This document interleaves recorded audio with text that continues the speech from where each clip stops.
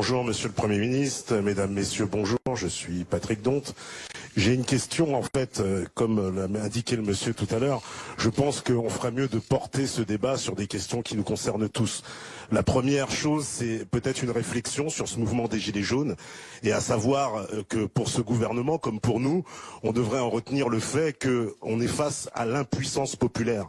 C'est-à-dire qu'on est obligé d'en arriver, vous voyez, à 2 mois ininterrompus, peut-être plus, encore de manifestations pour pouvoir se faire écouter. Ce qui signifie bien qu'il y a à la fois une crise de représentativité dans nos institutions, mais aussi ce que j'appellerais moi une crise de citoyenneté. C'est-à-dire que on voudrait vraiment passer d'un statut de citoyen à électeur, être un peu les acteurs de notre propre destin. Je pense que c'est un peu ça quand même le message de fond qu'on doit retenir des Gilets jaunes et que vous, gouvernement, vous devriez prendre en compte.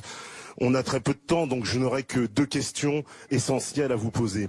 La première, puisqu'on parle de finances, on parle de lobby, et là je vais citer Bossuet, vous savez, Dieu se rit de ceux qui maudissent les effets dont ils chérissent les causes. Depuis tout à l'heure, j'entends des gens qui se parlent, on parle d'impôts, de faire de nouveaux impôts. Moi, vous voyez, je vais vous donner moins chaud, je suis contre toute forme de nouvelles taxes, contre toute forme de nouvel impôt. Bien au contraire, il faut aller au cœur de la machine nucléaire, c'est-à-dire aller vers la création monétaire. Vous, Monsieur le Premier ministre, vous ne pouvez pas l'ignorer, le deuxième poste du budget de la France, c'est ce qu'on appelle le service de la dette. Un joli mot de 9 langues. Or, vous le savez bien, ce service de la dette, ce sont des intérêts qui ont été produits par des banques privées et pour lesquels l'ensemble d'entre nous ici, sans exception, paye. Donc si un jour on veut récupérer notre souveraineté, c'est-à-dire que, puisque souveraineté, moi je ne sépare jamais la souveraineté de la démocratie, parce que démocratie, si c'est le pouvoir du peuple, pour que le peuple puisse avoir son pouvoir, il faut qu'il ait la souveraineté. Sans souveraineté, il n'y a pas de démocratie.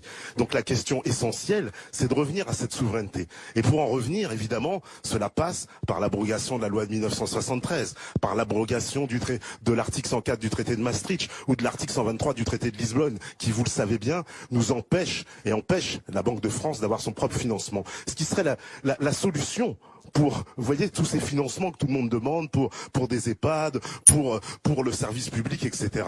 Et ma deuxième question, c'est puisque vous, Monsieur le Premier ministre, comme votre gouvernement et vos prédécesseurs, vous nous assénez sans cesse les valeurs de la République. Et donc, les valeurs de la République, ce doit être aussi de reconnaître la volonté du peuple français. Or, ce peuple, il me semble, en 2005, s'est exprimé sur un référendum sur l'Union européenne. L'Union européenne est un sujet fondamental. Aujourd'hui, toutes les lois sont des transcriptions européennes quasiment, à peu de choses près. Vous savez bien que nous sommes unis par des traités qui nous empêchent, puisqu'on a délégué des souverainetés au fur et à mesure à Bruxelles, et donc on est dans une impuissance aussi de ce côté-là. Donc pour que la démocratie soit réellement et qu'elle soit réelle, Monsieur le Premier ministre, faites un référendum sur l'appartenance à l'Union européenne et qu'il y ait, évidemment, moi je dis vive le Frexit, mais juste pour dire, faites un référendum sur l'Union européenne et la décision qui sera celle du peuple français, au moins elle portera consensus et on en finira avec les débats. Puisque tout à l'heure on nous a apporté quel est l'avenir de la France. Moi je pense que l'avenir de la France, c'est de revenir à sa souveraineté, de redevenir la France. Merci. Alors, madame, je vous laisse la parole. Alors là, je demande un droit de réponse. Je demande juste un droit de réponse. Ce que vous nous demandez, c'est en fait de sortir de l'Europe. Alors je vais juste vous rappeler une seule chose. L'Europe, on l'a bâtie pour une seule raison. Plus jamais ça. Plus jamais la guerre en Europe. Après... Non.